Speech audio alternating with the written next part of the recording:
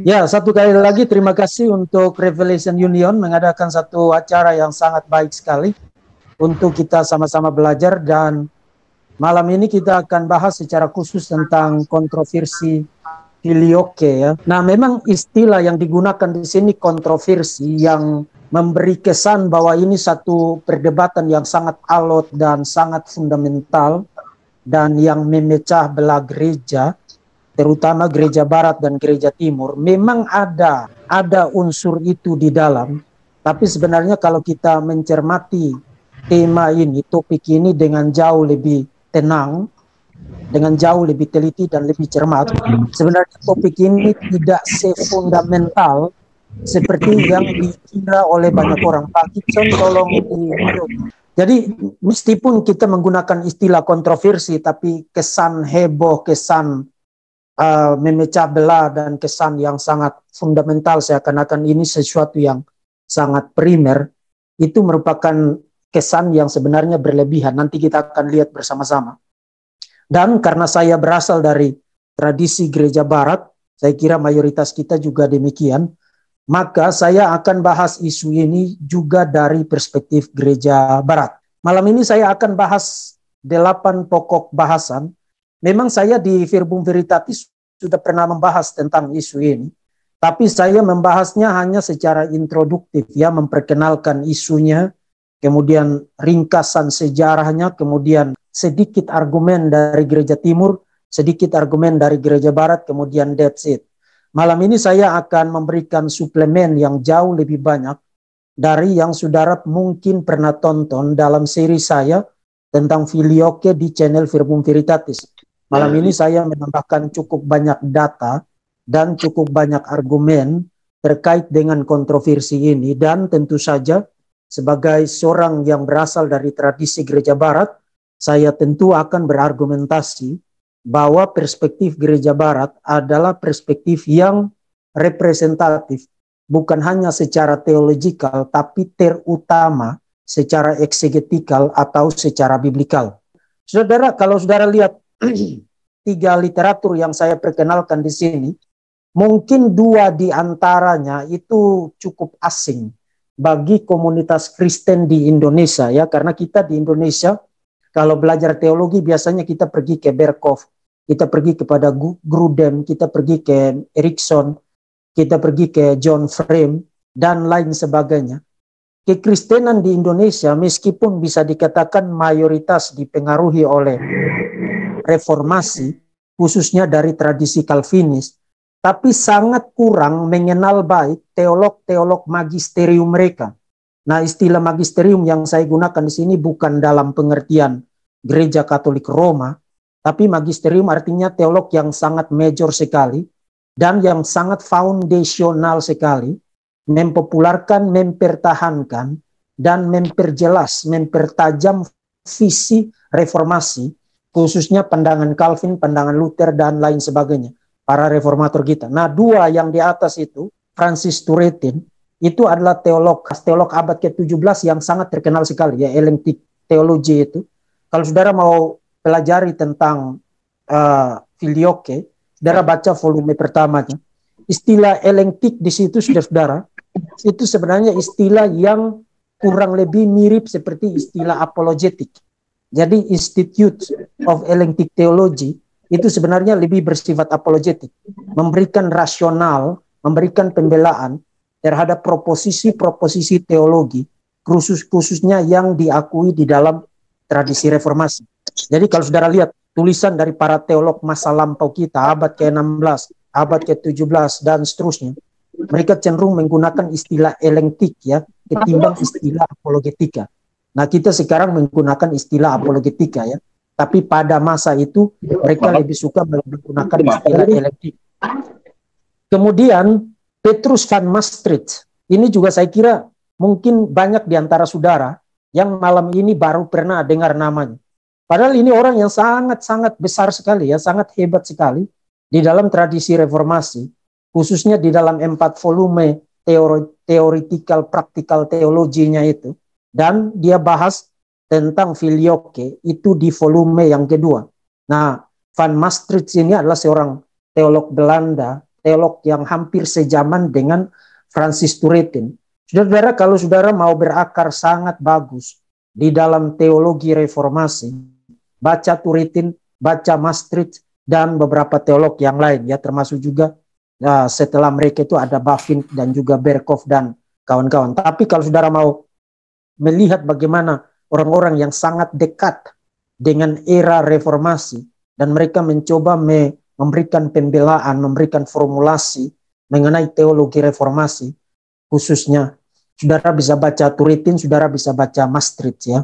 Nah, kemudian yang ketiga, Sitchinski, Edward Sitchinski, ya, De Filioque, History of a Doctrinal Controversy, menulis dengan cukup netral mengenai sejarah kontroversi Filioque. Ini buku semacam apa, ya? Kalau saudara studi doktoral, ada istilah yang biasanya digunakan itu SOTA, State of the Art. Artinya perkembangan terkini dari sebuah isu di kalangan kesarjanaan.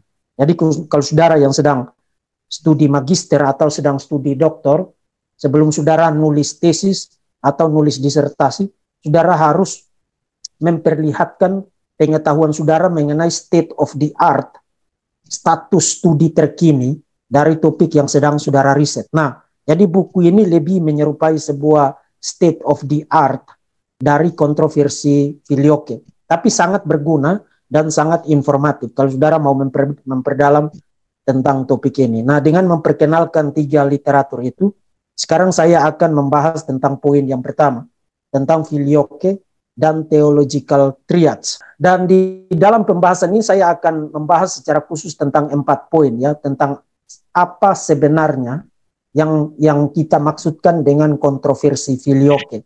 Kemudian yang kedua, proposisi-proposisi Trinitas yang diakui secara bersama baik oleh Gereja Barat dan Gereja Timur.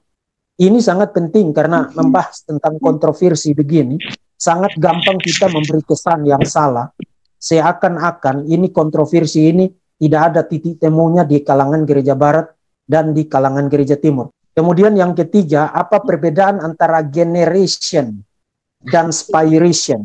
Generation itu adalah istilah yang digunakan untuk sang anak. Sang anak dilahirkan. Kemudian spiration atau istilah lainnya procession itu digunakan untuk Roh Kudus. Roh Kudus keluar dari, Roh Kudus proceeds from, apakah dari Bapa atau dari anak, itu yang nanti akan kita lihat.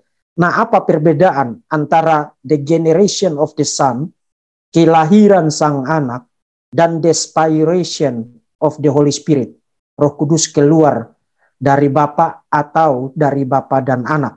Kemudian yang keempat, apakah Filioque itu sebenarnya terkategori sebagai doktrin peringkat pertama atau tidak? Doktrin primer atau tidak? Nah, itu 4 pokok yang akan kita bahas di dalam pembahasan mengenai Filioque dan theological triads. Kita mulai dari yang pertama, kontroversi Filioque itu sebenarnya merujuk kepada perdebatan antara Gereja Barat dan Gereja Timur mengenai relasi hypostatik. Hypostatik itu berarti relasi personal, relasi pribadi Roh Kudus dengan Bapa dan dengan anak. Nah, pertanyaannya adalah, atau isunya adalah, apakah Roh Kudus itu keluar hanya dari Bapa, itu posisi Gereja Timur, atau Roh Kudus itu keluar dari Bapa dan anak, itu posisi Gereja Barat.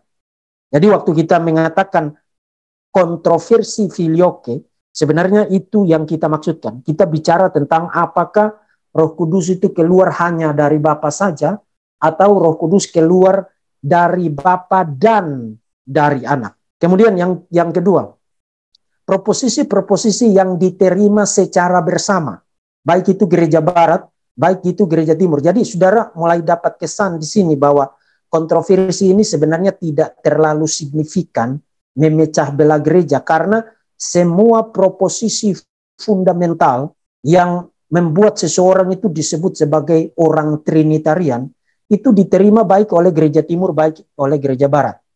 Proposisi yang pertama, Allah itu Esa. Yes, Gereja Barat, Gereja Timur percaya Allah itu Esa.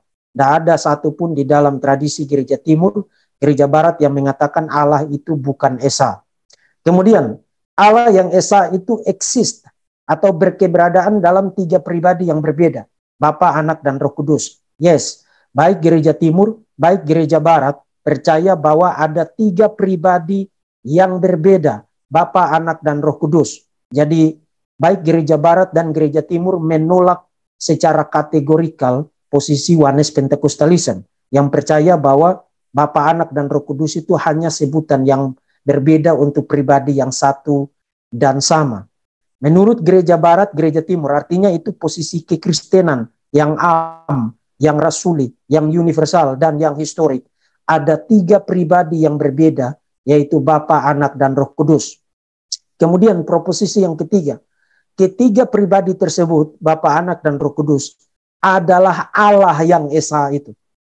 Artinya, Bapa, Anak, dan Roh Kudus memiliki hakikat kealahan yang satu, yang sama, yang setara, dan co-equal, co-eternal.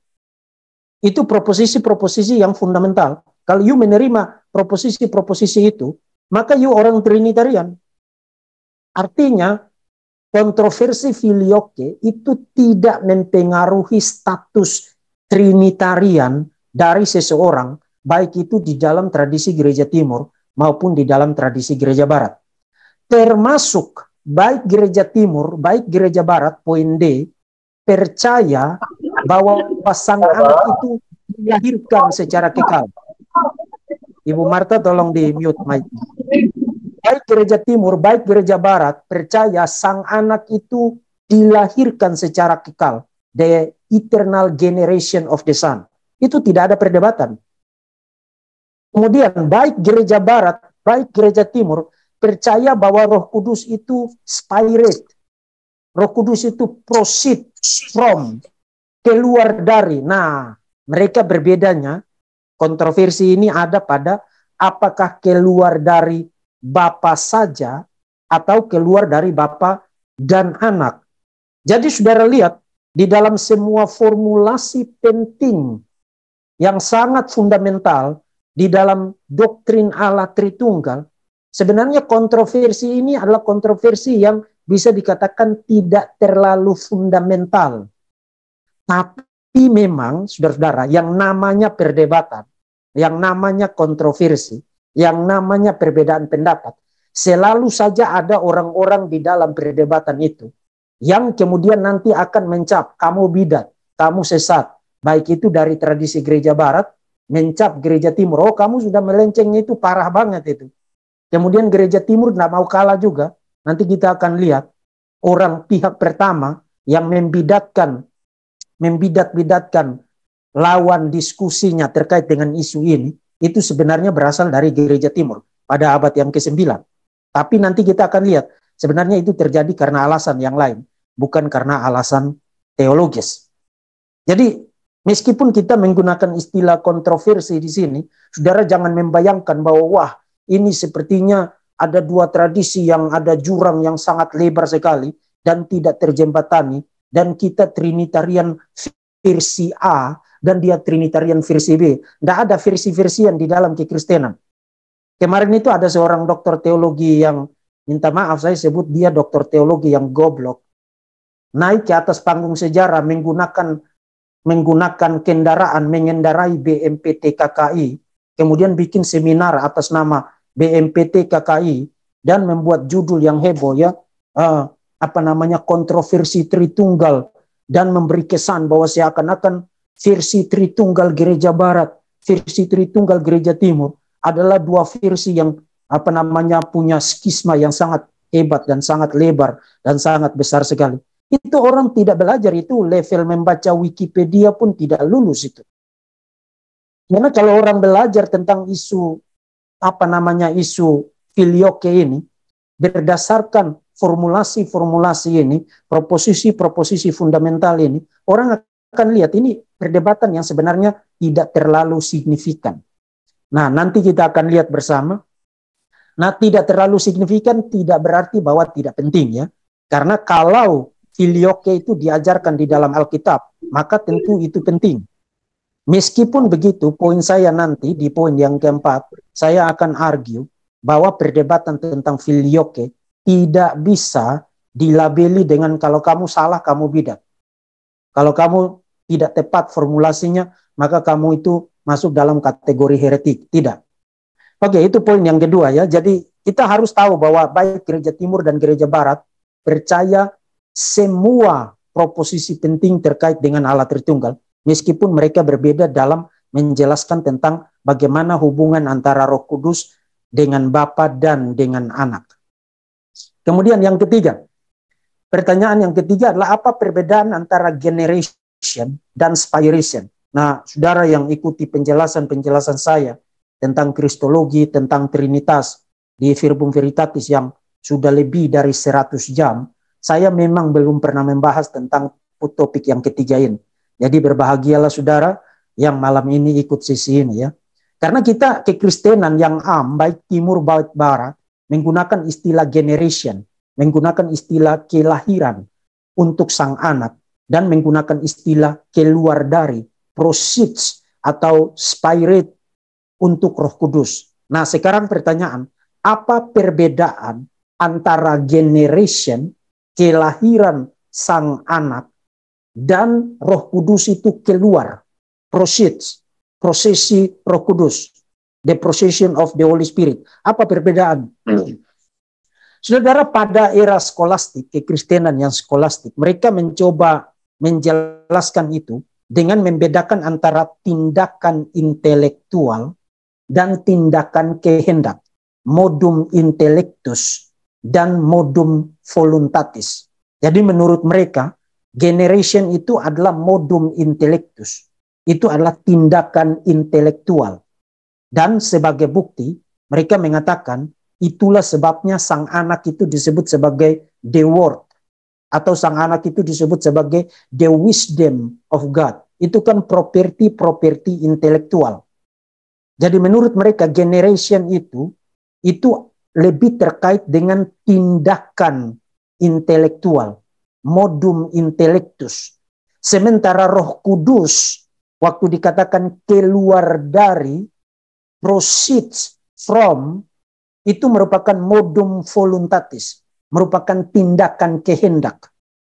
Nah, saudara-saudara, istilah modum voluntatis itu sebenarnya berasal dari Agustinus. Meskipun Agustinus tidak bermaksud membedakan antara generation dan spiration ketika mengatakan bahwa Roh Kudus keluar dari Bapa dan Anak, itu merupakan tindakan voluntatis.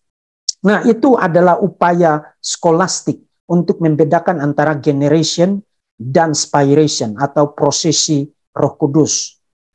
Tapi saudara-saudara, kita belajar dari bapak-bapak gereja, terutama bapak-bapak Kapadokia, misalnya Gregorius Nazianzus, sampai dengan saat ini, semua teolog major kita, kalau saudara lihat di screen, saya ada kutipan dari Turretin, saya ada kutipan dari Agustin, saya ada kutipan dari John of Damascus. Jadi, baik itu yang mewakili gereja barat, maupun gereja timur, John of Damascus kan dari gereja timur, mengatakan bahwa prosesi dan generation itu memang saudara tidak bisa sangkali. Misalnya Turretin mengatakan prosesi berbeda dari generation, kelahiran sang anak. Itu tidak bisa disangkali karena saudara mendapati ada dua pribadi yang berbeda. Anak itu pribadi yang berbeda dan Roh Kudus itu pribadi yang berbeda dari anak. Karena itu prosesi dan generation haruslah dua tindakan yang berbeda. Harus. Karena dua pribadi yang berbeda. Itu Turretin. Tapi Turretin maupun Agustinus mengatakan bahwa sekalipun ada perbedaan itu, there is a difference. Ada perbedaan antara generation dan procession. Tapi saya tidak tahu bagaimana membedakannya. Karena keduanya itu tidak bisa dijelaskan ya. Inexpressible menurut Agustinus. John of Damascus juga sama. Ada perbedaan antara generation dan procession. Tapi sifatnya, nature dari perbedaan itu kita tidak paham, kita tidak mengerti. Jadi di sini kita langsung berhadapan dengan satu misteri di mana kita tahu bahwa generation, kelahiran sang anak, dan prosesi Roh Kudus itu adalah dua tindakan yang berbeda, tapi bagaimana membedakannya, bagaimana nature dari perbedaan itu, kita tidak punya akses kepada rahasia Allah untuk menjelaskannya bagi kita yang terbatas. Jadi kita berhadapan dengan sebuah misteri di sini, meskipun kita tahu itu berbeda. Karena saudara ingat ya, itu bukan sesuatu yang big ya, karena ingat kita sedang bicara tentang Allah.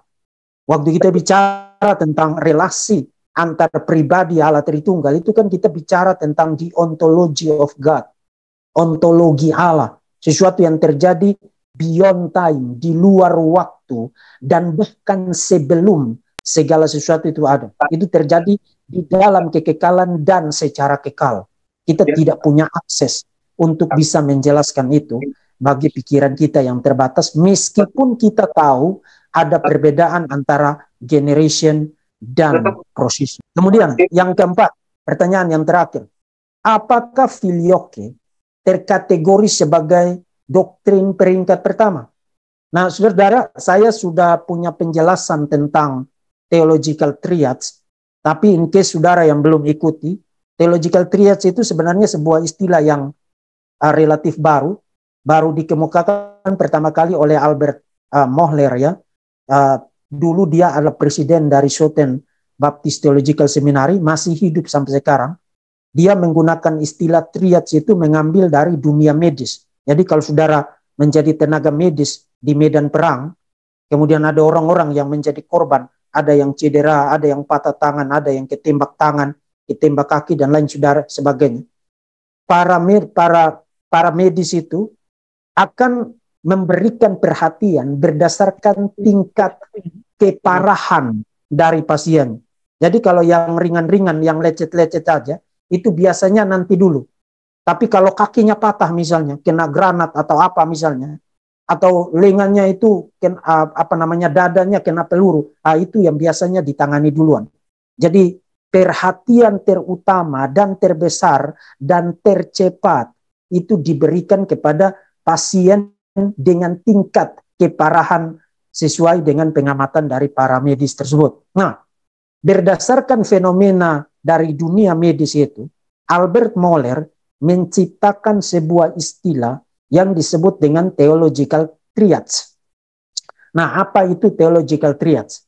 Istilah ini diciptakan oleh Mohler untuk bicara tentang doktrin-doktrin Kristen itu, meskipun semuanya penting, karena ada di dalam Alkitab. Jadi semua yang ada di dalam Alkitab pasti adalah sesuatu yang penting. Tapi tidak semua doktrin itu punya tingkat kepentingan yang sama. Dan itu kita bisa lihat indikasinya misalnya di dalam 1 Korintus. Pasal yang ke-15, ayat yang ketiga dan seterusnya. Paulus waktu bicara tentang the gospel, tentang Injil, Paulus mengatakan sebab yang sangat penting. Nah, di dalam bahasa Yunaninya, kata bahasa Yunani yang digunakan di situ adalah protos. Sesuatu yang kepentingannya menempati urutan pertama. Jadi yang sangat penting yang kusampaikan kepadamu. Artinya, hal-hal yang disampaikan di dalam teks itu saudara tidak bisa bilang, oke, saya dengar sambil lalu saja. Itu saudara harus paying attention dan memberi perhatian yang sangat super serius terhadap poin-poin itu. Dan kalau saudara kaitkan itu dengan Galatia pasal 1 ayat 6 sampai dengan ayat yang ke-9, penyimpangan, distorsi, penyelewengan terhadap the gospel itu langsung menuai apa yang disebut dengan anatema, kutukan. Nah, ini menarik karena di dalam surat 1 Korintus kan orang-orang di Korintus, jemaat di Korintus itu kan banyak nakalnya kan, perpecahan, kemudian mereka berdebat tentang bagaimana makan, apakah boleh makan makanan yang sudah dipersembahkan kepada berhala, termasuk ada masalah tentang perjamuan malam, menimbulkan perpecahan dan lain sebagainya, karunia-karunia rohani. Tapi untuk poin-poin itu, Paulus tidak kutuk-kutuk mereka loh. Paulus tidak bilang kamu masuk neraka, kalau kamu berdebat, kamu bertengkar, kamu salah dalam isu ini. Tapi ketika itu tentang the gospel, tentang Injil, tentang the simplicity of the gospel, Galatia itu kan konteksnya itu. Paulus bilang jangan tambah Injil itu dengan sunat. Jangan tambah Injil itu dengan keharusan hari Sabat. Jangan tambah Injil itu dengan keharusan tentang kosher food. Makan makanan yang halal haram itu. Jangan tambah. Injil itu adalah sesuatu yang simple. Percaya beriman kepada Tuhan Yesus sebagai Tuhan yang menjadi manusia, kesempurnaan karyanya di atas Kalvari, satu kali untuk selama-lamanya, kamu diselamatkan. Itu ringkasannya itu ada di Roma pasal 10 ayat 9 dan 10. Jikalau kamu mengaku dengan mulutmu bahwa Yesus adalah Tuhan dan percaya dalam hatimu bahwa Allah telah membangkitkan dia dari antara orang mati, maka kamu diselamatkan. Nah, itu adalah doktrin peringkat pertama.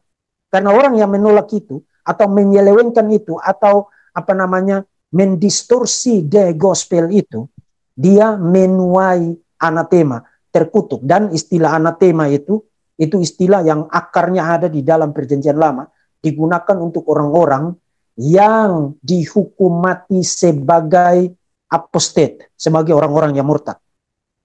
Jadi theological triage itu bicara tentang doktrin-doktrin di dalam kekristenan, meskipun semuanya penting, tapi tidak semuanya memiliki level kepentingan yang sama. Dan biasanya beberapa diantaranya yang sangat penting primer itu adalah Tritunggal. Kalau you bukan orang Trinitarian, menyangkal proposisi-proposisi yang tadi saya kasih tahu saudara, tolong jangan ngaku-ngaku sebagai orang Kristen. Atau menyangkal ketuhanan Yesus, menyangkal bahwa Yesus itu Allah yang menjadi manusia, menyangkal dui natur Kristus, oh you bukan orang Kristen, menyangkal bahwa Roh Kudus itu bukan pribadi atau Roh Kudus itu bukan Allah, Roh Kudus hanya kuasa, hanya power seperti para saksi Yehova, you bukan Kristen.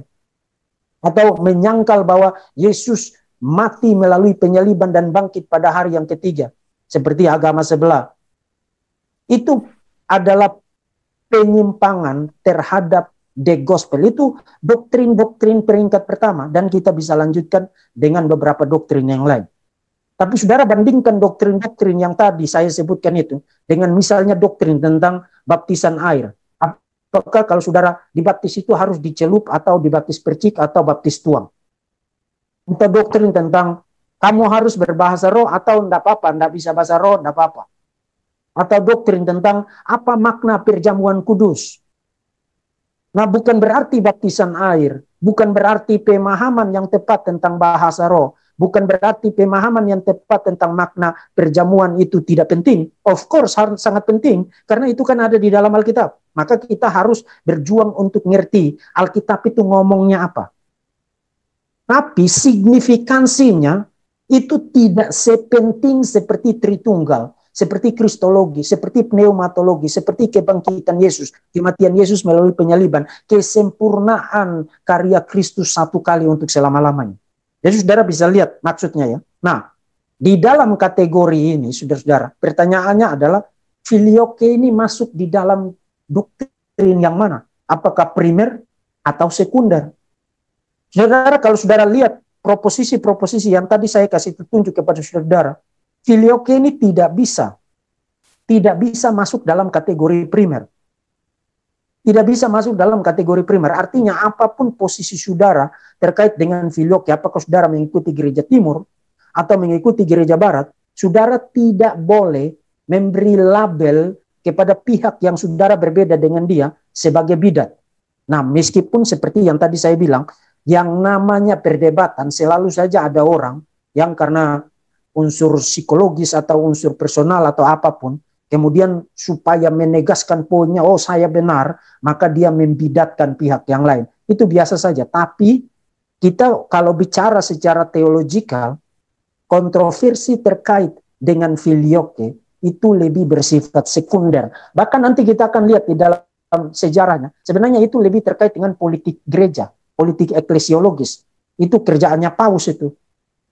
Jadi lebih terkait dengan politik ketimbang terkait dengan teologi. Meskipun memang ada unsur perdebatan teologis di situ. Jadi ini kita harus jelas dulu supaya setelah kita selesai ikut sesi ini, kita tidak keluar sana, kemudian kita membidatkan semua gereja timur, atau gereja timur juga membidatkan kita hanya karena kita berbeda pendapat tentang filioque. Karena kalau kita tempatkan filioque di dalam theological triads, sebenarnya perdebatan tentang filioque ini tidak bisa masuk dalam kategori primer. Itu harap jelas ya. Oke. Jadi poin pertama sudah tentang theological triads dan filioque. Sekarang tentang sejarah ringkasnya. Saudara-saudara, kita memang harus ngerti sejarah supaya kita tidak menjadi orang yang fanatik, kemudian petentang-petenteng, kemudian membidat-bidatkan orang ya, khususnya terkait dengan filioque. Dan untuk ngerti tentang sejarah filioque, kita harus mulai dari Nisea tahun 325. Saudara, Nisea itu singkatnya, itu diadakan karena ada kontroversi di Alexandria, Mesir, terkait dengan ajaran seorang presbiter, seorang penatua namanya Arius.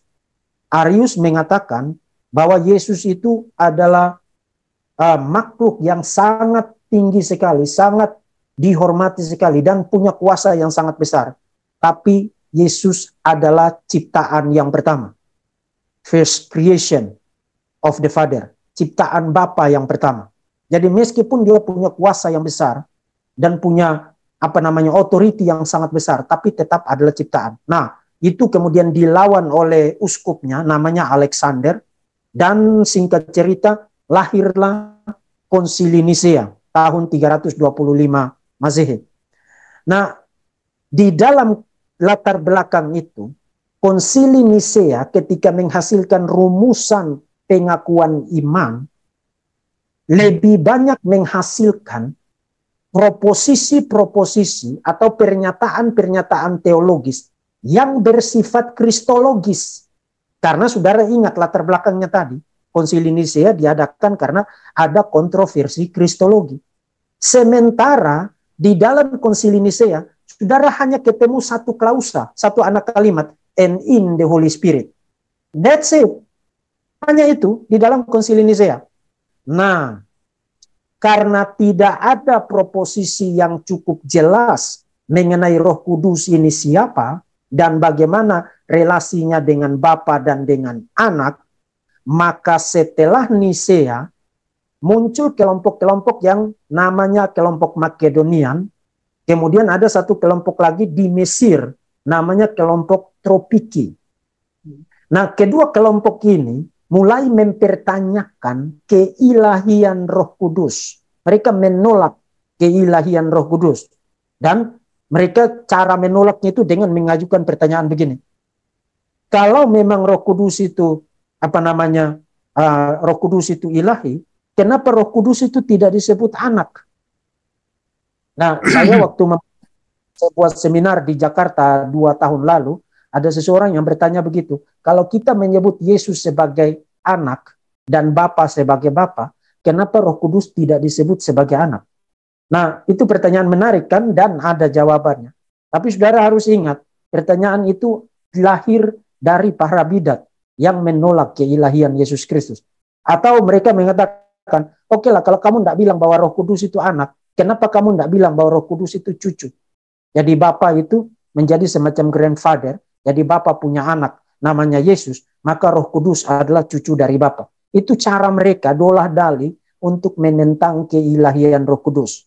Nah, kedua kelompok ini yang namanya Makedonian, kemudian Tropiki ini dilawan oleh bapak-bapak Kapadokia yang terkenal itu ya, 3 bapak Kapadokia, Basilius Agung, Gregorius dari Nisa, dan Gregorius dari Nazianzus.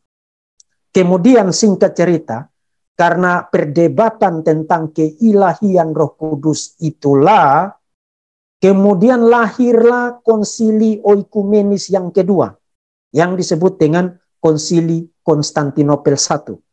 Disebut satu karena nanti pada abad ke-6 tahun 553 ada satu lagi Konsili Oikumenis, juga diadakan di Konstantinopel dan disebut Konstantinopel II. Jadi lahirlah Konstantinopel I, Konsili Oikumenis tahun 381, dan kalau saudara baca pengakuan iman yang dihasilkan di dalam pengakuan iman Nisea Konstantinopel itu, saudara mulai dapat lebih banyak klausa mengenai Roh Kudus. Nah, tapi karena kita tidak bahas secara khusus mengenai itu, kita fokus kepada apa yang menjadi perdebatan filioque. Di dalam rumusan berbahasa Yunaninya di Konstantinopel 381. Ingat, Konstantinopel itu wilayah gereja timur ya. Di Konstantinopel 381, jadi naskah awalnya itu dirumuskan di dalam bahasa Yunani. Saudara ketemu di situ to ektu patros ekporeuomenon, yang keluar dari Bapa. Jadi aku percaya akan Roh Kudus, Tuhan yang menghidupkan, yang keluar dari Bapa. Yang saya kasih huruf tebal dan garis bawah bahasa Yunani di situ. Yang keluar dari Bapa. Itu naskah awalnya di dalam bahasa Yunani. Di kemudian hari, ketika naskah itu dilatinisasikan, diformulasi dalam bahasa Latin, saudara dapat ex patre filioque procedit, keluar dari Bapa, patre, filioque, and the son, dan anak. Yang keluar dari Bapa dan anak. Nah, saudara-saudara, karena masalah inilah, kemudian nanti akan melahirkan satu konsili oikumenis yang lain, yang namanya konsili Efesus. Meskipun ada isu-isu lain yang dibahas di 431, tapi itu salah satu isu yang diperdebatkan di Efesus, terkait dengan perubahan naskah yang di dalam bahasa Yunani hanya dari Bapa, tapi kemudian ketika dilatinisasikan itu menjadi dari Bapa dan dari anak. And the Son. Nah, in between, sebelum terjadinya konsili Efesus, sebenarnya sudah ada satu konsili lokal yang lain yang hari ini disebut sebagai Nestorian Church, ya, gereja Nestorian. Nah, tidak berarti mereka menganut ajaran Nestorian, tapi mereka disebut Nestorian Church. Juga menggunakan filioque, juga menggunakan Roh Kudus itu keluar dari Bapa dan dari anak. Dan karena itu, di dalam konsili Efesus 431 itu ada perdebatan yang sangat alot sekali. Karena menurut bapak-bapak uskup-uskup dari gereja timur, kamu tidak boleh memodifikasi dokumen resmi. Kamu tidak boleh mengubah sebuah dokumen resmi yang sudah ditandatangani bersama oleh bapak-bapak yang berkumpul di Nisea Konstantinopel. Kenapa kamu ubah menjadi keluar dari Bapa dan dari anak? Itu isunya. Nah, gereja barat sebagai respons mengatakan, kalau yang kamu maksudkan dalam arti memodifikasi, dalam arti nambah-nambahin sehingga maknanya jadi berbeda, ya kami juga setuju, tidak boleh dimodifikasi. Tapi kalau dimodifikasi dalam arti mempertahankan maknanya tapi memberikan suplemen yang sesuai dengan Alkitab, maka itu bukan modifikasi. Itu adalah suplemen yang perlu. Jadi saudara mulai lihat ya, menurut gereja barat, suplemen itu perlu karena sesuai dengan Alkitab.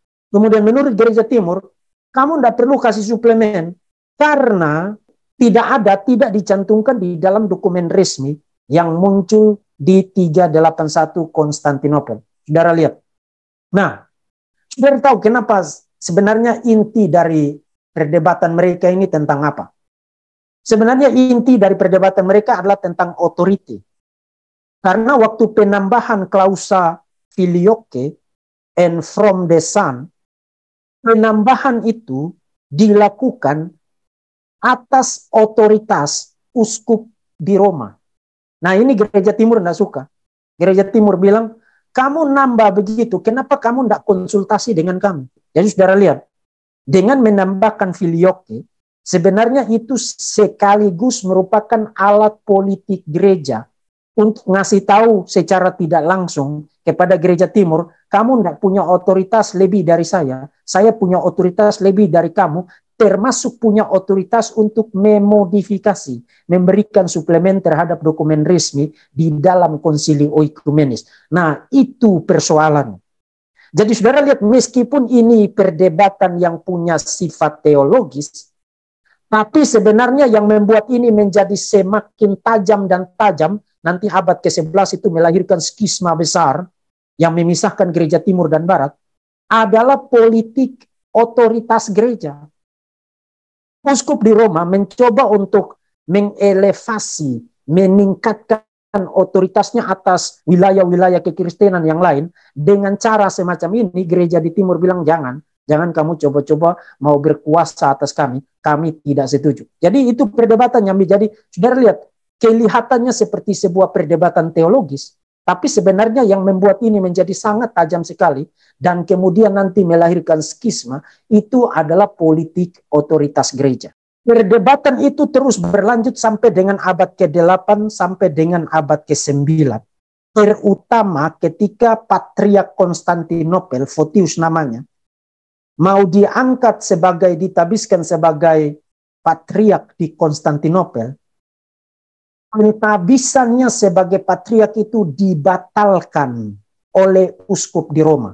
Nah, karena pentabisannya itu dibatalkan, kemudian Photius mulai marah dan lain sebagainya. Memang pada akhirnya dia naik kembali menjadi patriark. Tapi saudara mulai lihat ya, uskup di Roma ini mencoba untuk mulai ngatur wilayah di timur dengan membatalkan pentabisan Photius sebagai patriark di Konstantinopel.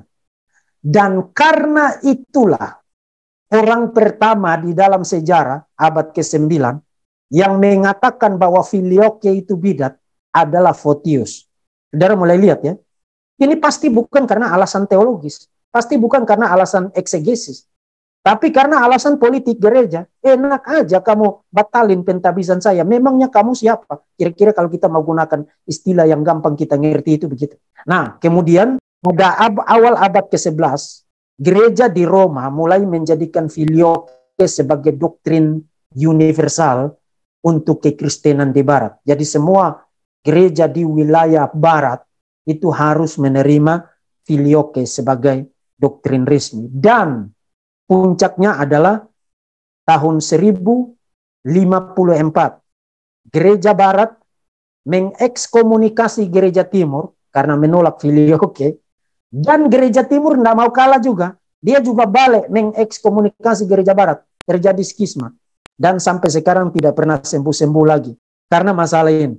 Jadi saudara lihat, meskipun filioque itu dijadikan sebagai alasan untuk kontroversi ini, tapi sebenarnya itu banyak sekali intrik politik, banyak sekali taktik dan strategi politik kekuasaan gereja dan lain sebagainya, yang membuat terjadinya perpecahan besar, skisma besar pada abad yang ke-11. Nah, memang setelah skisma itu, pernah ada upaya mediasi, khususnya di dalam dua konsili selanjutnya, Council of Lyons di Prancis dan Council of Florence. Di dalam Council of Lyons, orang-orang dari gereja barat dan dari gereja timur mencoba duduk bersama-sama untuk menyamakan, mencari titik temu perspektif perbedaan kontroversi filioque ini. Nah, di dalam dua council itu, terutama di Lyons, mediasi itu gagal karena apa? Karena pihak-pihak yang mencoba memberikan posisi tengah. Saudara ingat tadi gereja barat bilang Roh Kudus keluar dari Bapa dan Anak. Gereja timur bilang Roh Kudus keluar dari Bapa dengan implinya hanya dari Bapa. Nah, posisi tengahnya apa?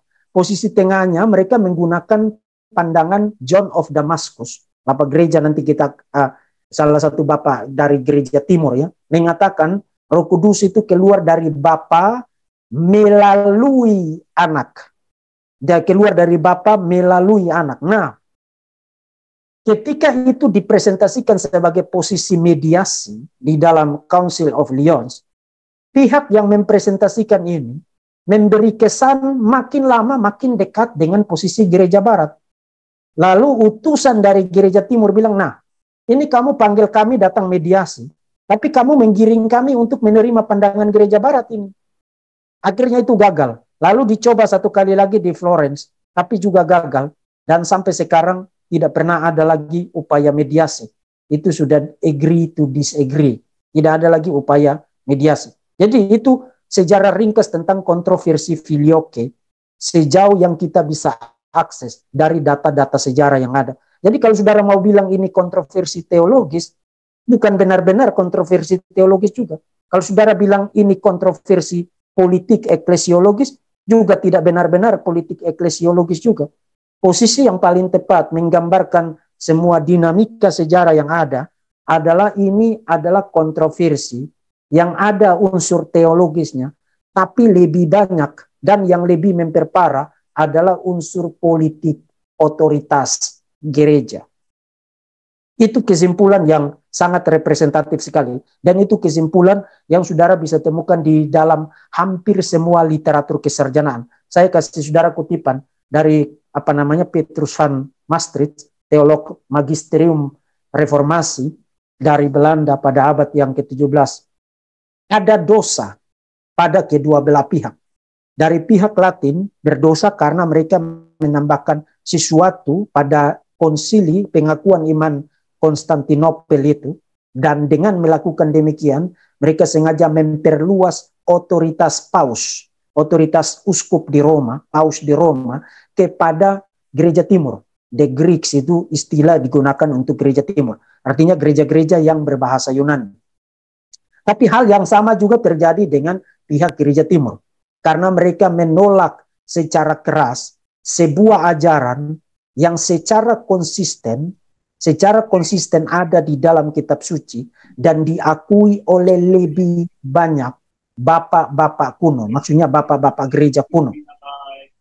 Jadi mereka menolak itu semata-mata karena mereka tidak suka dengan apa yang dilakukan oleh pihak gereja barat. Itu posisi dari Maastricht, posisi dari Turretin, posisi dari hampir semua teolog yang membahas tentang filioque. Kedua belah pihak punya andil di dalam kontroversinya, andil yang tidak bagus di dalam kontroversi ini. Dari pihak gereja barat, andil tidak bagusnya adalah menggunakan filioque sebagai alat politik gereja, memperluas otoritas paus uskup di Roma. Kemudian dari pihak gereja timur, hanya karena mereka tidak suka dengan otoritas gereja barat yang coba diimpos kepada mereka, mereka bersegera menolak filioque. Padahal itu bisa dibuktikan bukan hanya dari dalam Alkitab, tapi juga dari dalam bapak-bapak gereja. Nah, tentu saja pihak gereja timur bilang, itu tidak ada di dalam Alkitab. Tapi nanti kita akan lihat bersama. Bukan hanya di dalam Alkitab, tapi kalau kita mau counting nose, ya, menghitung hidung, itu idiom untuk bilang kalau mau menghitung jumlah suara, sebenarnya jauh lebih banyak bapak-bapak gereja yang setuju dengan filioque ketimbang yang tidak ngomong tentang filioque. Saya akan buktikan dari filioque dan bapak-bapak gereja. Tadi saudara lihat Maastricht mengatakan doktrin ini diajarkan oleh by more ancient fathers of the church, ya. Diajarkan oleh banyak bapak gereja, dan memang iya. Ini salah satu bapak gereja yang paling awal, Irenaeus of Lyons. Nah, ini tidak ada kaitan mendukung filioque, tapi apa yang dikemukakan oleh Irenaeus dari Lyons di sini, saya sengaja tampilkan, karena inilah yang nanti akan menjadi template, menjadi kerangka untuk posisi dari gereja timur. Nanti kita akan lihat formulasinya nanti. Tapi kita baca dulu apa yang dikatakan oleh Irenaeus. Ya, menurut Irenaeus, singkatnya, Allah itu menciptakan dunia ini melalui kedua tangannya. For by the hands of the Father, that is by the Son and the Holy Spirit. Jadi anak dan Roh Kudus itu diimajerikan, dimetaforikan sebagai dua tangan Allah, yang melaluinya Allah Bapa menciptakan dunia ini. Di dalam konteks ini dia bicara tentang penciptaan manusia. Manusia diciptakan oleh dua tangan Allah, two hands, dua tangan Bapa. Itu posisi dari Irenaeus. Memang ini tidak mendukung filioque gereja barat, tapi ini nanti akan sangat penting untuk posisi gereja timur. Makanya saya ajak kita untuk lihat apa yang dikatakan oleh Irenaeus dari Lyons, dari Prancis. Nah, kalau saudara mau dapat pandangan paling awal di dalam bapak-bapak gereja mengenai filioque, itu saudara bisa dapatkan itu di dalam Tertullianus.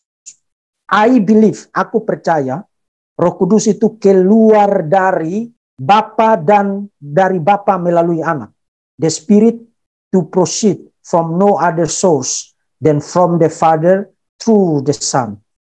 Dari Bapa melalui Sang Anak. Jadi saudara, Menurut Tertullianus, Roh Kudus itu bukan hanya keluar dari Bapa, tapi keluar dari Bapa melalui Sang Anak. Itu Tertullianus. Didymus the blind, the Holy Spirit receive, menerima dari Sang Anak apa yang menjadi nature-nya sendiri, sifatnya sendiri. Itu Didymus the blind, abad yang keempat. Kemudian Epiphanius dari Salamis. Epiphanius dari Salamis. The Spirit breathes from the Father and the Son. Roh Kudus bernafas dari Bapa maupun dari Anak. Breathes itu istilah lain yang biasanya digunakan juga untuk bicara tentang procession, ya. Jadi Epiphanius dari Salamis juga memberikan indikasi tentang tentang filioque. Hilary of Poitiers ini sangat besar sekali, dianggap sebagai Doctor of the Church, ya, dalam tradisi Gereja Katolik Roma. Doktor gereja mengatakan the Holy Spirit who is from the Father and the Son, his sources. Saudara perhatikan bentuk jamaknya di situ. His sources. Roh Kudus berasal dari Bapa dan Anak. Itu Hilary of Poitiers. Dan ada beberapa kalimat semacam ini di dalam De Trinitate yang ditulis oleh Hilary of Poitiers, tapi demi keringkasan saya hanya tampilkan dari buku 2. Kemudian dari Ambrosius of Milan. Ini juga seorang doktor gereja di dalam tradisi Gereja Katolik Roma. Bahkan sebelum dia menjadi uskup di Milan, dia pernah menjabat sebagai seorang gubernur Romawi. Dan di kemudian hari dia diangkat, dikanonkan sebagai dokter gereja. The Holy Spirit, when he proceeds from the Father and the Son. Roh Kudus ketika dia keluar dari Bapa dan dari Anak. Itu Ambrosius dari Milan pada abad yang keempat. Kemudian Agustinus dari Hippo, ini yang orang-orang yang tidak belajar sejarah, biasanya mereka mengatakan bahwa kamu itu bicara tentang filioque, itu semata-mata kamu kutip dari Agustinus. Padahal kalau saudara lihat dari tadi, sejak abad ketiga Tertullianus sampai dengan abad keempat sampai dengan abad yang kelima Agustinus, bahkan bukan hanya dari gereja timur, tapi juga nanti kita akan lihat salah satu dari gereja barat, salah satu gereja timur, Bapak gereja timur Cyril of Alexandria juga mengatakan hal yang mendukung filioque. The Father and the Son are a beginning principium of the Holy Spirit, not two beginnings. Bapa dan Anak adalah a beginning principium of the Holy Spirit, not two beginnings. Itu dari Agustinus dari Hippo. Itu bapak gereja yang sangat besar, ya. Juga di dalam tradisi Gereja Katolik Roma dikanonkan sebagai Doctor of the Church. Jadi seperti Hilary of Poitiers, seperti Ambrose of Milan, demikian juga Agustin of Hippo, ya, Agustinus dari Hippo. Kemudian ini bapak gereja timur, Cyril of Alexandria, and he actually proceed from the Father and the Son. Ini dia bicara tentang the Holy Spirit. Jadi Roh Kudus keluar dari Bapa dan Anak. Nah, di dalam komentrinya mengenai Yohanes pasal 1 ayat 1, dia memberikan rumusan yang nanti di kemudian hari digunakan juga oleh John of Damascus, ya, pada abad yang ke-6, abad yang ke-7, ya, John of Damascus, bahwa Roh Kudus itu keluar dari Bapa through the Son, from the Father through the Son by nature. Dari Bapa melalui Sang Anak berdasarkan nature-nya, berdasarkan sifatnya atau esensinya. Jadi kalau kita mau hitung jumlah suara di dalam sejarah gereja, doktrin filioque itu adalah doktrin yang cukup common, cukup umum di kalangan bapak-bapak gereja, bukan hanya di bapak-bapak di barat, tapi juga di timur, misalnya Cyril of Alexandria. Termasuk nanti di dalam sejarah selanjutnya, salah satu tokoh penting di dalam gereja timur, John of Damascus, juga berpandangan seperti yang dikemukakan oleh Cyril of Alexandria di dalam komentrinya mengenai Yohanes pasal 1. Dan by the way, di dalam tafsiran surat Yohanesnya, Cyril of Alexandria menggunakan formulasi from the Father through the Son itu beberapa kali. Misalnya tafsirannya mengenai Yohanes pasal 4 tentang barang siapa menyembah, dia harus menyembah di dalam roh dan kebenaran. Dia satu kali lagi menggunakan formulasi itu, Roh Kudus keluar dari Bapa melalui Sang Anak. Jadi posisi ini bukan posisi yang baru lahir ketika orang nambah-nambahin filioque di dalam dokumen resmi itu. Ini posisi yang sudah common di kalangan bapak-bapak gereja. Nah, sebagai orang Protestan, kita tidak membangun doktrin semata-mata karena bapak gereja bikin doktrin. Meskipun bapak gerejanya ngomong begitu, tapi kalau doktrin itu tidak bisa dibuktikan dari Alkitab, maka kita tidak akan terima itu sebagai doktrin. Karena kekristenan itu reveal religion ya, agama wahyu, bukan agama opini manusia, bukan agama dongeng, bukan agama konsili dan lain sebagainya. Meskipun konsili penting, meskipun bapak-bapak gereja penting, tapi doktrin itu harus ada dasarnya di dalam Alkitab. Itu posisi dari reformasi. Nah, jadi dari segi sejarah saja kita lihat bahwa ini doktrin yang cukup common di kalangan bapak-bapak gereja ya. Nah, sekarang kita lihat apa yang dikatakan oleh pihak Gereja Timur. Formulasi Trinitarian Gereja Timur itu mulai dari Bapa. Jadi kalau saudara lihat gambar yang saya taruh di sebelah kanan atas itu, saudara yang paling atas itu Bapa. Jadi the monarchy of the Father ya. Bapa itu menjadi source dari the Spirit and the Son. Jadi Bapa itu tidak dilahirkan, unbegotten, anak itu begotten, dilahirkan, dan Roh Kudus itu proceeds atau spirit, keluar dari. Nah, kalau saudara lihat dua anak panah, yang satu ke Spirit dan yang satu ke the Son, dua anak panah ini, kalau saudara lihat, saudara ingat kata-kata siapa? Saudara harus ingat kata-kata Irenaeus yang tadi saya sudah kasih lihat kepada saudara tadi. Bapa bekerja melalui kedua tangannya. Dua tangannya. Jadi saudara lihat anak panah itu. Yang satu ke Roh Kudus, yang satu ke Sang Anak. Itu anak panah yang lebih menggambarkan kata-kata metaforik dari Irenaeus mengenai Bapa bekerja melalui dua tangannya. Yang satunya itu Sang Anak dan yang satunya itu Roh Kudus. Sang Anak itu dilahirkan dan Roh Kudus itu keluar dari Bapa. Jadi saudara lihat dari gambar ini, prosesi Roh Kudus itu hanya dari Bapa. Proceedingnya itu hanya dari Bapa. Begetting Sang Anak juga hanya dari Bapa. Nah, di dalam teologi Katolik, teologi Gereja Timur, mereka membedakan antara dua macam properti. Properti yang pertama adalah properti keilahian, divine property, atau yang disebut dengan usia, esensi.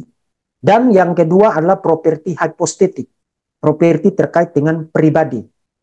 Nah, menurut Gereja Timur, properti keilahian, divine property itu atau usia itu dimiliki secara bersamaan dan sepenuhnya oleh tiga pribadi yang berbeda. Nah, itu kan sama dengan Gereja Barat. Gereja Barat juga percaya begitu. Jadi kalau bicara tentang esensi, substansi, maka Bapa memiliki seluruh esensi keilahian, Anak memiliki seluruh esensi keilahian, Roh Kudus memiliki seluruh esensi keilahian. Tapi bukan berarti ada tiga esensi, ada satu esensi yang dimiliki secara keseluruhan, secara sempurna, secara satu dan sama oleh tiga pribadi yang berbeda. Nah, jadi untuk poin itu kita tidak ada masalah. Kemudian properti hypostatic. Menurut Gereja Timur, properti hypostatic itulah yang membedakan Bapa dari Anak, membedakan Anak dari Roh Kudus, membedakan Roh Kudus dari Bapa. Nah, untuk poin itu juga kita tidak ada masalah. Gereja Barat juga tidak ada masalah soal apa yang disebut dengan hypostatic property. Jadi karakter personal dari Bapa, karakter hipostatik dari Anak, karakter Roh Kudus, hipostatik dari Roh Kudus itu pasti berbeda.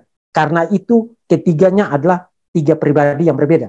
Kita tidak ada masalah dengan itu. But dengan mengatakan membuat dua kategori ini, menurut Gereja Timur, properti hipostatik itu tidak bisa di-share, tidak bisa dikomunikasikan. Istilah komunikasi di dalam teologi Itu agak beda ya dengan kalau saudara belajar ilmu komunikasi. Makanya saya selalu bilang kepada para mahasiswa saya, kalau you belajar teologi, jangan buka kamus bahasa Indonesia. Jangan buka kamus bahasa Inggris yang umumnya digunakan untuk orang belajar bahasa Inggris. Karena istilah-istilah teknis di dalam teologi itu seringkali sangat lain dari yang dimengerti secara umum. Jadi kalau you ada di dalam satu kontroversi, kemudian orang datang kepada kontroversi teologis, kemudian yang dia bawa referensinya adalah kamus besar bahasa Indonesia, itu tidak berlaku, tidak berguna. Karena kalau kita bicara istilah-istilah teknis di dalam teologi itu kamusnya lain. Tidak pakai kamus kamus bahasa Inggris yang biasa saudara beli di toko buku atau kamus bahasa Indonesia sehari-hari. Nah, pakai itu. Dikomunikasikan dalam arti tidak bisa di-share, tidak bisa dimiliki oleh pribadi yang lain. Nah, itu beda kan dengan properti keilahian kan? Kalau esensi kan dimiliki bukan hanya Bapa, tapi anak juga punya, Roh Kudus juga punya. Tapi kalau yang namanya hypostatic properties itu tidak bisa di-share. Uncommunicable, incommunicable, tidak bisa dikomunikasikan, tidak bisa dibagi. Nah, itu posisi dari gereja timur. Nah, inilah yang nanti membedakan antara argumen gereja timur dan argumen gereja barat. Karena nanti gereja barat bilang, bagaimana kamu tahu bahwa properti hypostatik itu tidak bisa di-share? Bagaimana kamu tahu? Itu kamu bikin itu semata-mata atas asumsi atau kamu punya bukti bahwa itu tidak bisa. Jadi, idolah dalihnya itu ada di situ. Soal ada perbedaan hipostatik, yes, semua sepakat. Perbedaan kesamaan properti keilahian, yes, semua sepakat.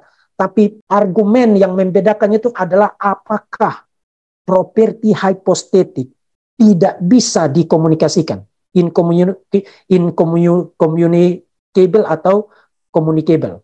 Itu inti perdebatannya di situ. Nah, kemudian mereka juga membedakan antara 3 prosesi. Prosesi fungsional, prosesi hypostatik, dan prosesi energetik. Nah, prosesi fungsional itu apa? Prosesi fungsional itu adalah Bapa mengutus Anak dan Roh Kudus. Jadi saudara di dalam teologi itu kan membedakan antara economic trinity dan ontological trinity. Jadi ontological trinity itu bicara tentang trinitas di dalam kekekalan sebelum ada penciptaan, sebelum ada alam semesta. Kemudian economic trinity itu bicara tentang karya Allah Tritunggal di dalam sejarah. Nah, di dalam sejarah Allah Tritunggal itu bekerja dalam satu kesatuan, iya, tapi yang diutus itu adalah Anak dan Roh Kudus. Itu yang disebut dengan prosesi fungsional, functional procession.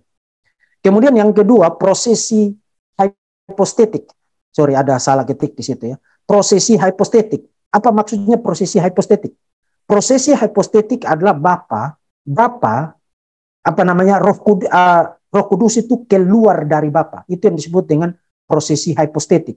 Dan itu tidak bisa sekaligus dengan anak, karena saudara ingat di argumen mereka mengenai properti hypostatik. Properti hypostatik itu tidak bisa di-share ya. Jadi kalau Roh Kudus itu keluar dari Bapa dan Anak, nanti kita akan lihat di poin selanjutnya. Maka nanti yuk akan tiba pada kesimpulan yang absurd.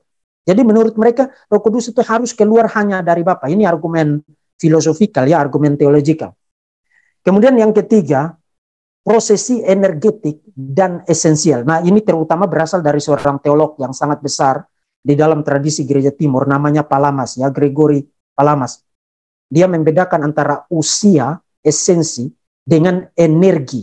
Jadi kalau you bicara tentang kasih, hikmat, kedaulatan, kebenaran, keadilan, yang you sebut sebagai sifat-sifat Allah, atribut-atribut Allah, nah itu di dalam gereja timur, itu disebut sebagai energi Allah. Nah, yang membedakannya dengan gereja barat itu apa? Menurut gereja barat, Allah adalah sifat-sifatnya. Jadi Allah adalah sifat-sifatnya. Gereja timur bilang tidak. Sifatnya itu bersifat tidak dapat diketahui, tidak dapat dipahami. Yang bisa kita ketahui itu adalah energinya. Jadi mereka membedakan antara sifat usia dan energi. Jadi yang disebut oleh gereja barat sebagai atribut-atribut Allah, itu mereka sebut sebagai energi Allah. Nah, kenapa itu penting? Penting karena ini. Penting karena ini. Ini adalah rumusan argumennya. Saudara, ada cukup variasi argumen dari pihak gereja timur, tapi demi keringkasan waktu kita lihat satu saja argumen mereka.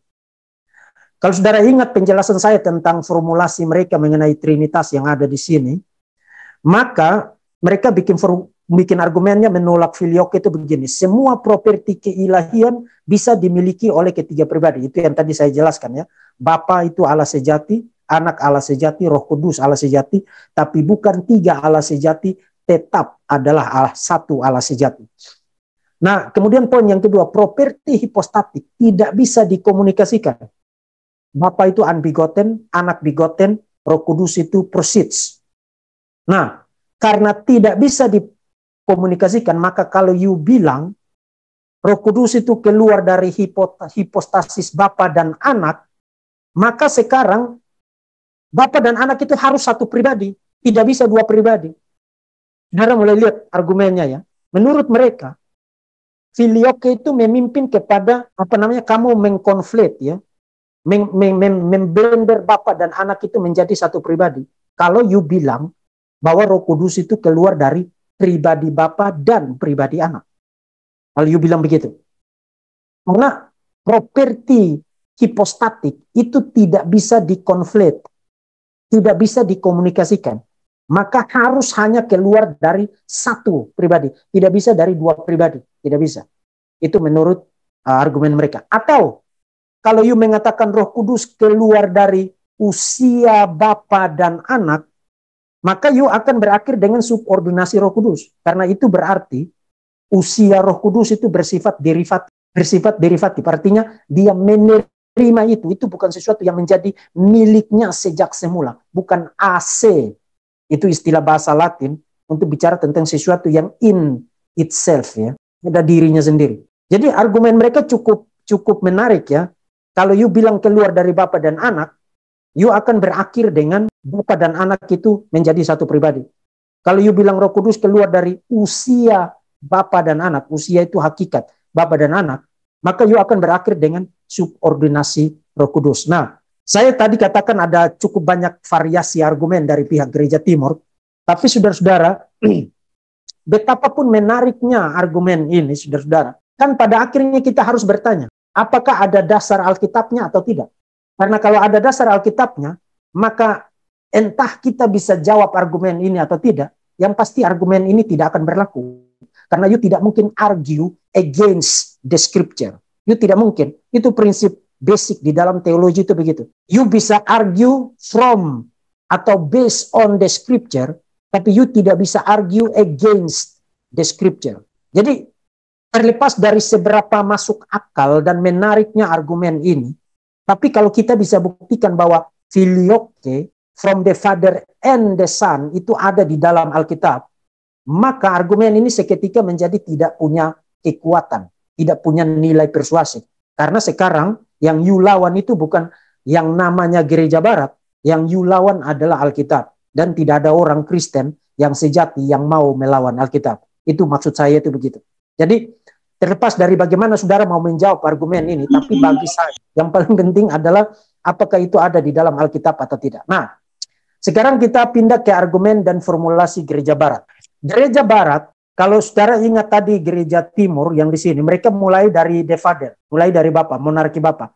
Kalau gereja barat mulai dari hakikat kealahan. Jadi Allah itu Esa, esensi kealahannya Esa, dan esensi kealahan itu dimiliki secara bersamaan, setara dan sepenuhnya oleh tiga pribadi yang berbeda. Itu sama juga dengan gereja barat, hanya soal cara menyusunnya aja. Gereja timur mulai dari Bapa, gereja barat mulai dari divine simplicity, the simplicity of the essence of God, simplicitas, keesaan, hakikat Allah. Jadi soal perbedaan usia dan hipostasis itu sama saja dengan gereja barat dan gereja timur ya. Tapi gereja barat punya keunikan untuk bicara tentang perbedaan ketiga pribadi itu. Jadi kalau you tanya para teolog gereja barat, apa yang membedakan Bapa dari Anak, dan dari Roh Kudus? Mereka akan menjawab, yang membedakannya adalah relation of origins. Relation of origins. Nah, apa maksudnya relation of origin? Yaitu Bapa itu unbegotten, Anak itu begotten, Roh Kudus itu proceeds atau spirated. Jadi itu yang membedakan ketiga pribadi. Jadi yang membedakan ketiga pribadi itu adalah relasi ontologis hypostatiknya itu. Bapa tidak dilahirkan, Anak dilahirkan, Roh Kudus keluar dari. Nah, keluar dari Bapa dan Anak ini yang jadi perdebatan tadi kan. Apakah hanya dari Bapa atau dari Bapa dan Anak? Nah, kalau saudara mau dapat satu kutipan yang sangat menarik sekali, menggambarkan posisi gereja barat terkait dengan topik ini, itu saya kutip bagi saudara dari seorang yang mungkin juga malam ini baru saudara dengar ya, Richard of Saint Victor ya. Dia meninggal tahun 1173, tidak jelas dia lahirnya kapan. In the Trinity, di dalam Trinitas, ada satu yang hanya memberi existence, one who only give existence. Kemudian ada satu pribadi yang memberi sekaligus menerima. Itulah sang Anak. Jadi sang Anak menerima dari Bapa, begotten, tapi juga melalui atau dari sang Anak Roh Kudus keluar. Jadi dia memberi sekaligus menerima existence. Dan ada satu yang hanya menerima. Jadi ada satu yang memberi, ada satu yang memberi dan menerima, ada satu yang hanya menerima. Saudara tahu kenapa ini sangat penting sekali? Ini sebenarnya argumen inti Richard dari Saint Victor ini. Sebenarnya saudara tahu apa maksudnya? Dia merumuskan kalimat itu bukan hanya mau menggambarkan tentang Bapa itu tidak dilahirkan, Anak itu dilahirkan sekaligus dari Anak Roh Kudus keluar, dan Roh Kudus itu keluar dari Bapa dan Anak. Bukan hanya itu. Itu memang maksudnya, tapi bukan hanya itu. Maksud dari Richard of Saint Victor adalah Yus tidak bisa mengatakan karena Roh Kudus keluar dari Bapa dan Anak, maka nanti dari Roh Kudus keluar lagi pribadi yang lain, kemudian menjadi unlimited. Karena sekarang kategori memberi dan menerimanya itu sudah self-sufficient. Kita punya satu pribadi yang hanya memberi, kita punya satu pribadi yang memberi dan menerima, dan kita punya satu pribadi yang hanya menerima. Jadi ada hanya memberi, ada hanya menerima, hanya memberi itu Bapa, hanya menerima itu Roh Kudus, dan memberi dan menerima itu Anak. Jadi you tidak perlu pribadi yang lain lagi.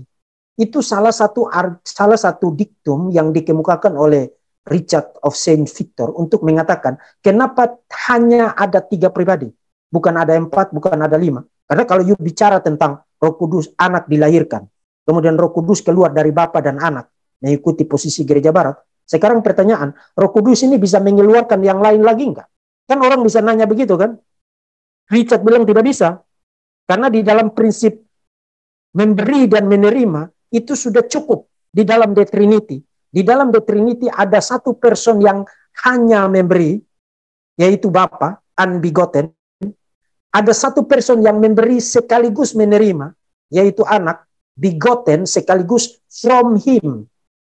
Roh Kudus itu keluar, dan ada satu person yang hanya menerima.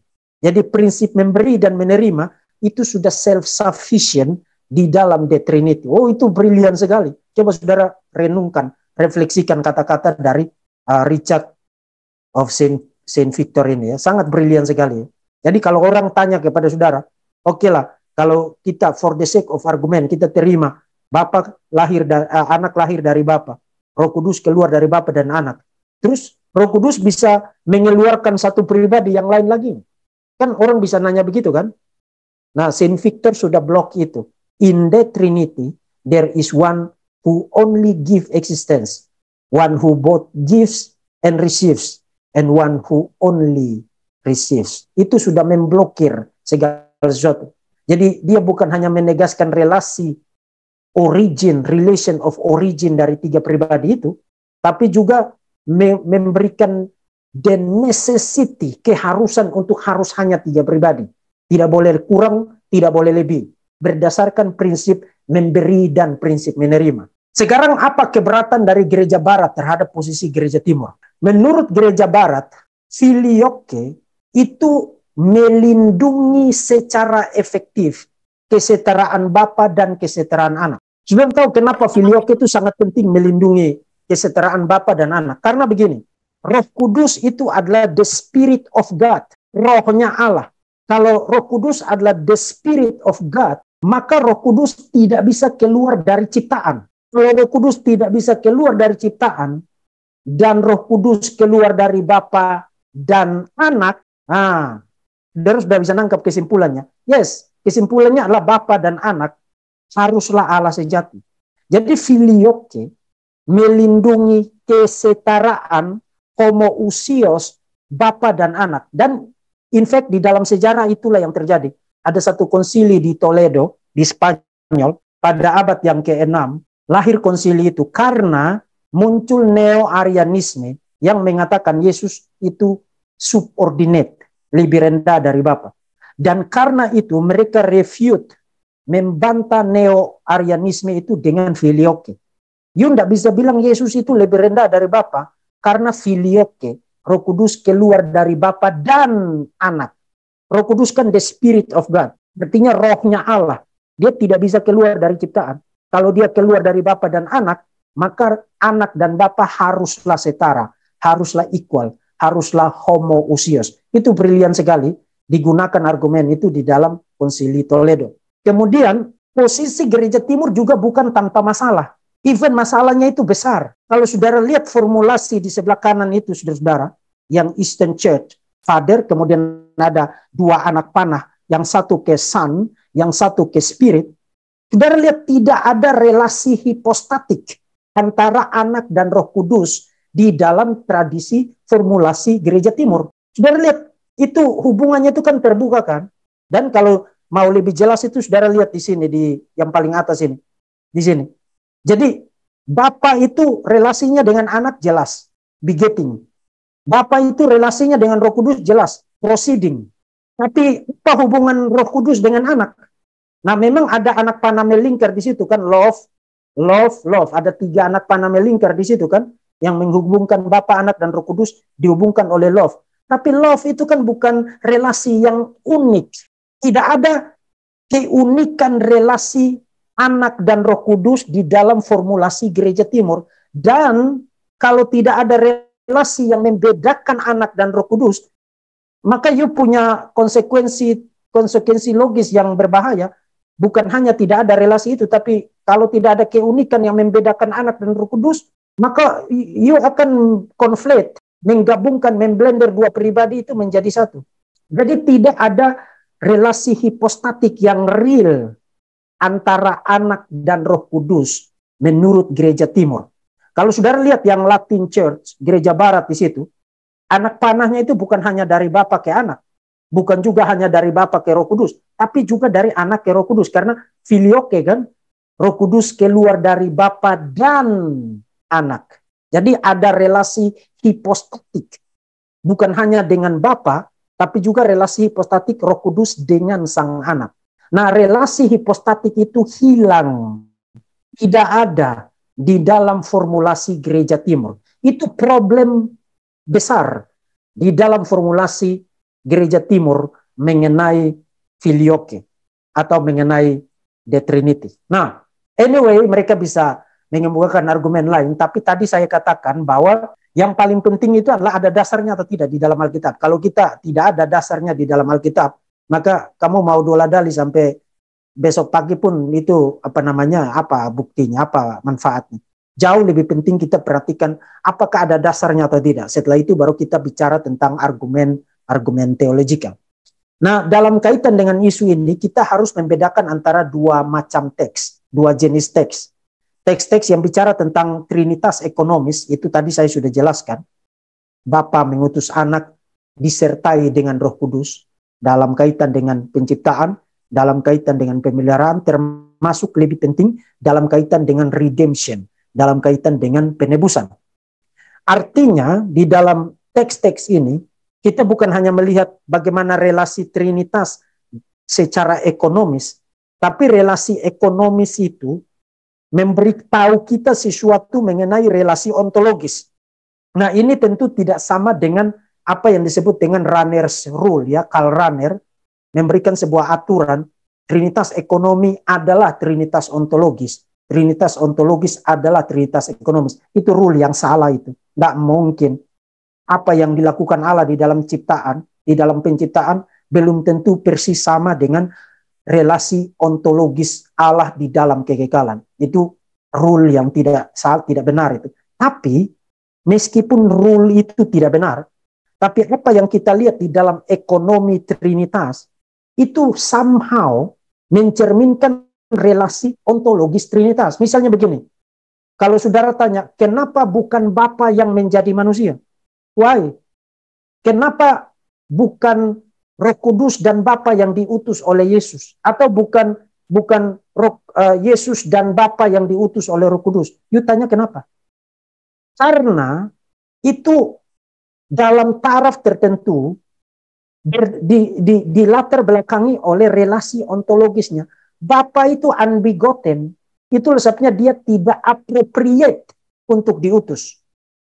Karena nangkep maksudnya? Di dalam doktrin Allah Tritunggal, saya sudah pernah jelaskan tentang doktrin apropriasi. Jadi karya pribadi-pribadi Allah Tritunggal di dalam ekonomis Trinitas itu appropriate, sesuai dengan karakter hypostetiknya.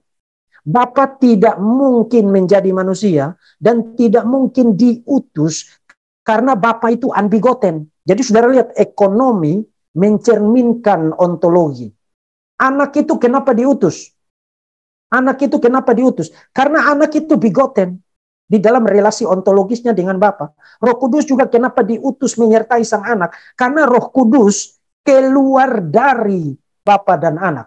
Jadi saudara lihat, tindakan ekonomis Allah Tritunggal appropriate, sesuai dengan karakter hypostetiknya, karakter pribadinya. Pribadi Bapa itu tidak dilahirkan, unbegotten di dalam kekekalan, maka Bapa tidak bisa diutus. Anak itu begotten, Roh Kudus itu proceeds, keluar dari Bapa dan anak, maka yang diutus itu adalah anak dan Roh Kudus. Jadi saudara lihat, meskipun ini teks-teks yang kita lihat, jenis yang pertama itu ada dalam kategori ekonomis, tapi itu mencerminkan relasi ontologis di dalam Allah Tritunggal, ya. Kemudian teks-teks yang kedua yang menurut saya jauh lebih sulit dibantah adalah teks-teks yang bicara tentang the spirit of the son, roh sang anak. Kalau Roh Kudus tidak keluar dari sang anak, adalah tidak masuk akal Alkitab menggunakan roh anak, roh Kristus, roh Yesus Kristus.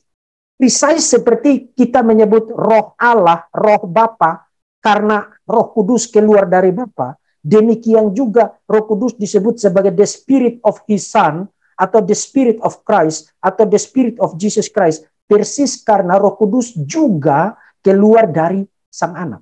Jadi ada dua jenis teks itu yang memperkuat, menjadi dasar untuk argumentasi mengenai filioque. Ini Yohanes 15, teks yang menjadi dasar untuk Nisea Konstantinopel 381, roh kebenaran yang keluar dari Bapa. Saudara perhatikan, di situ dikatakan keluar dari Bapa, tapi you tidak bisa tafsirkan itu keluar dari Bapa, maka anak itu di-exclude, dikeluarkan dari kategori prosesi Roh Kudus itu. Karena saudara lihat di event, kalau saudara baca keseluruhan ayat ini, jikalau penghibur yang akan kuutus dari Bapa datang, yaitu roh kebenaran yang keluar dari Bapa, ia akan bersaksi tentang aku. Jadi ayat ini tidak bisa secara harus ditafsirkan untuk mendukung posisi Gereja Timur. Karena kita punya ayat-ayat yang lain di mana Roh Kudus itu datang bukan hanya dari Bapa, tapi juga dari anak. Jadi ini ayat bukan exclude filioque, ayat ini hanya menegaskan Roh Kudus itu datang dari Bapa. Sama seperti analoginya begini. Di dalam narasi kebangkitan Yesus, kitab-kitab Injil yang satu bilang hanya menyebutkan tentang satu perempuan. Kemudian kitab-kitab Injil yang lain menyebutkan ada 2 atau 3 perempuan. Nah, tidak berarti yang menyebutkan satu perempuan mengatakan hanya satu perempuan. Kalau dia hanya sebutkan satu perempuan, tidak berarti dia bilang yang pergi ke kubur Yesus pada hari Minggu pagi itu hanya satu perempuan. Saudara nangkap maksudnya ya. Jadi kalau dikatakan roh kebenaran yang keluar dari Bapa, you tidak bisa mengatakan kalau begitu hanya dari Bapa. Dan in fact, di dalam sejarah pengakuan Athanasius di dalam bahasa Yunani, itu kemudian mereka tambahkan kata monon, hanya dari Bapa. Padahal itu kata itu tidak ada di dalam naskah aslinya. Jadi ini masing-masing menggunakan kesempatan untuk menambahkan sesuatu ke dalam pengakuan-pengakuan iman resmi ya. Nah, Roh Kudus roh kebenaran keluar dari Bapa, kemudian diutus oleh Bapa in my name, di dalam namaku. Kemudian ia akan memuliakan aku sebab ia memberitakan kepadamu apa yang diterimanya daripadaku. Ia akan memberitakan kepadamu apa yang diterimanya daripadaku. Kemudian roh anaknya, the spirit of his son. Roh anaknya. Kemudian ini di Wahyu pasal 22 ayat yang pertama. Lalu ia menunjukkan kepadaku sungai air kehidupan yang jernih bagaikan kristal mengalir keluar dari tahta Allah dan anak domba itu. Ini terjemahan yang agak ngaco ya. Seakan-akan ada dua tahta. Hanya ada satu tahta. Di dalam bahasa Yunaninya itu Tronos, di situ tunggal. Jadi satu tahta, Allah di situ Bapa dan anak domba. Roh Kudus itu air kehidupan, itu metafora di dalam perjanjian baru untuk Roh Kudus ya. Keluar dari Bapa dan dari sang anak domba. Teks-teks seperti roh anaknya, roh Kristus, roh Yesus Kristus, saya minta maaf ini slide-nya sudah banyak, saya tidak tampilkan, tapi saudara dapat poinnya ya. Perjanjian baru memberikan bukti untuk filioque, bukan hanya dari teks-teks ekonomis, tapi juga dari teks-teks yang menyatakan bahwa Roh Kudus adalah roh Yesus Kristus, the Spirit of Jesus Christ, the Spirit of His Son, the Spirit of Christ, Roh Kristus. Itu sangat powerful sekali mendukung posisi dari filioque. Nah, terakhir, kalau saudara lihat di sini, yang paling kiri itu adalah posisi gereja timur. Tadi saya sudah perlihatkan, ini posisi yang bermasalah, yang Bapa kemudian anak panah ke Roh Kudus, anak panah ke anak, tanpa ada anak panah ke Roh Kudus dari anak, itu bermasalah karena itu tidak memperlihatkan relasi hipostatik yang intim dan yang berbeda antara anak dan Roh Kudus. Jadi itu bermasalah ya. Kemudian kalau saudara membaca literatur gereja barat, khususnya dari mayoritas teolog Katolik dan beberapa teolog Protestan, mereka memberi kesan seperti yang ada di tengah itu. Jadi Roh Kudus keluar dari Bapa dan anak. Seakan-akan ada dua cabang di situ kan. Bapa ke anak di sebelah kanan itu. Kemudian dari Bapa dan dari anak ke Roh Kudus. Nah, saudara-saudara, kalau saudara bikin formulasi seperti yang di tengah ini, maka argumen dari pihak gereja timur yang mengatakan kalau kamu bilang dari Bapa dan anak berarti ada dua sumber, itu menjadi punya substansi. Karena memang gambar semacam ini, diagram semacam ini, memang memberi dasar untuk orang bikin tuduhan, bikin klaim, kamu sebenarnya mengajarkan dua sumber. Jadi satunya itu Bapa, satunya itu anak. Saya kira jauh lebih tepat posisi dari Tertullianus, dari Cyril of Alexandria, dari John of Damascus, termasuk dari Calvin, termasuk juga dari Petrus Maastricht yang tadi saya kutip bagi saudara, dari Turretin. Posisi formulasi yang tepat mengenai filioque adalah from the Father through the Son.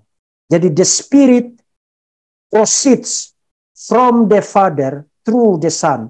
Roh Kudus keluar dari Bapa melalui sang anak. Itu saya kira yang paling representatif menggambarkan tentang filioque. Oke, saya sampai di sini, saudara.